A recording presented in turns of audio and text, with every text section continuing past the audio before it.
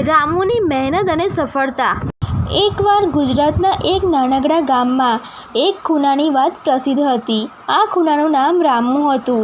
રામુનું જીવન અત્યંત કષ્ટભર્યું હતું। તે એક ગરીબ પરિવારમાં જન્મ્યો હતો અને અનેક સમસ્યાઓનો સામનો કરવો પડ્યો હતો, છતાં તેને પોતાના સંજીવને બહાર લાવવાના અઢળક સ્વપ્નો હતા। રામુની એકમાત્ર આશા તેનું શિક્ષણ હતું।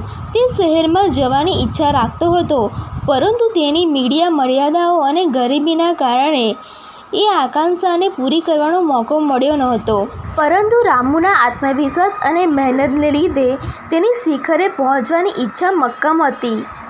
રામુ રોજ સવારે વહેલો ઉઠતો અને ગામની શાળામાં અભ્યાસ કરવા જતો હતો।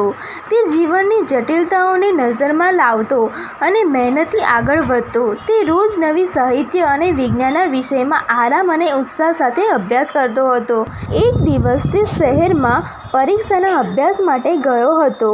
ત્યાં તેણે સાહસિક પ્રશિક્ષણમાં ભાગ લીધો અને એક પ્રતિષ્ઠિત સંસ્થામાં તેણે પ્રવેશ મેળવ્યો। પરંતુ રામુના જીવનમાં અનેક મુશ્કેલીઓ હતી। તે રાત દિવસ અભ્યાસ કરતો અને સ્વપ્ન માટે મહેનત કરતા અને પોતાના સાથીઓ સાથે યથાશક્તિ કામ કરતો હતો। સુપ્રતિષ્ઠિત સંસ્થામાંથી અભ્યાસ પૂર્ણ કર્યા બાદ રામુને એક શાનદાર નોકરી મળી અને તે સફળ થયો।